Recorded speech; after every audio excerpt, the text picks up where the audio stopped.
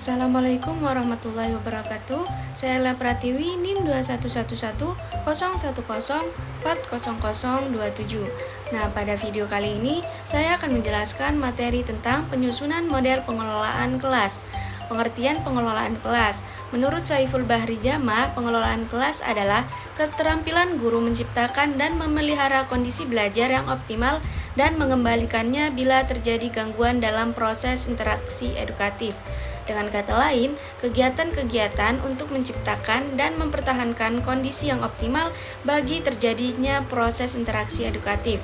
Yang dimaksud dalam hal ini misalnya pengertian tingkah laku anak yang menyeleweng perhatian kelas, perhatian ganjaran bagi ketetapan waktu penyelesaian kerja siswa, atau penetapan norma kelompok produktif. Kemudian pendekatan dalam pengelolaan kelas. Nah, di sini dibagi menjadi beberapa pendekatan. Yang pertama, pendekatan kekuasaan. Pengelolaan kelas diartikan sebagai suatu proses untuk mengontrol tingkah laku peserta didik. Kemudian pendekatan ancaman. Nah, ancaman di sini tidak sepatutnya dilakukan sesering mungkin dan hanya diterapkan manakala kondisi kelas itu sudah benar-benar tidak bisa dikendalikan. Kemudian pendekatan kebebasan. Pengelolaan kelas diartikan sebagai suatu proses untuk membantu peserta didik agar merasa bebas untuk mengerjakan sesuatu kapan saja dan di mana saja. Kemudian pendekatan resep atau cookbook.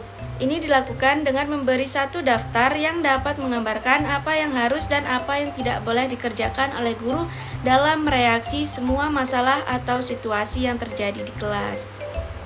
Kemudian ada pendekatan perubahan tingkah laku. Pengelolaan kelas dapat diartikan sebagai suatu proses untuk mengubah tingkah laku peserta didik dari yang kurang baik menjadi baik. Kemudian pendekatan pembelajaran. Pendekatan ini menganjurkan tingkah laku guru dalam mengajarkan untuk mencegah dan menghentikan tingkah laku peserta didik yang kurang baik. Kemudian ada pendekatan suasana emosi dan hubungan sosial. Menurut pendekatan ini, pengelolaan kelas merupakan suatu proses menciptakan iklim atau suasana emosional dan hubungan sosial yang positif di dalam kelas. Kemudian pendekatan proses kelompok.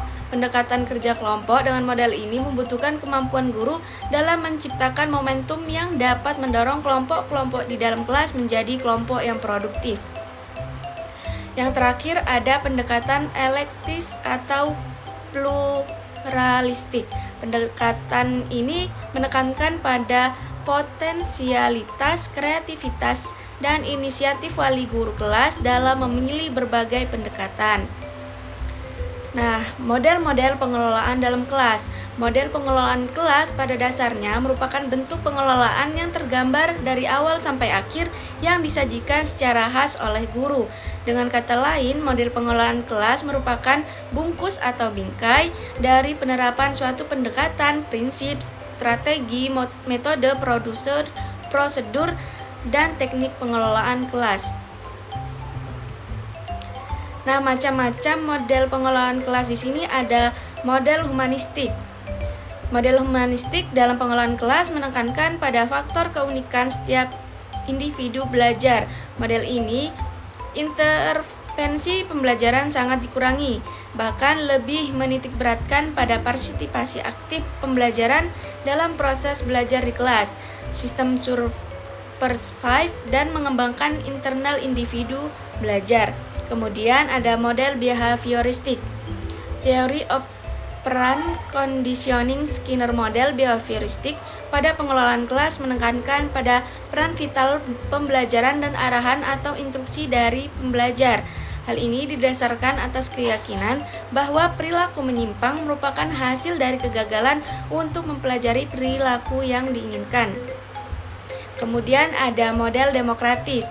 Menurut Kounin dan Day-Cruz, model demokratis juga sangat menghargai perbedaan dan hak-hak individual pembelajar dan bahkan menekankan pada pentingnya kebebasan bersuara. Pada model ini, para pembelajar diberikan hak dan kesempatan untuk berpartisipasi aktif dalam pengambilan keputusan pengelolaan kelas mereka. Kemudian model konstruktivis. Model ini merupakan terjemahan dari konsep De Porter, yaitu mengorkestrasi lingkungan yang mendukung sebagai pancaran dari aliran konstruktivis. Tentunya model ini lebih berpihak pada pendekatan pembelajaran student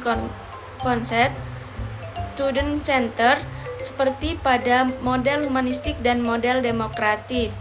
Sekian penjelasan pada video kali ini. Wassalamualaikum warahmatullahi wabarakatuh.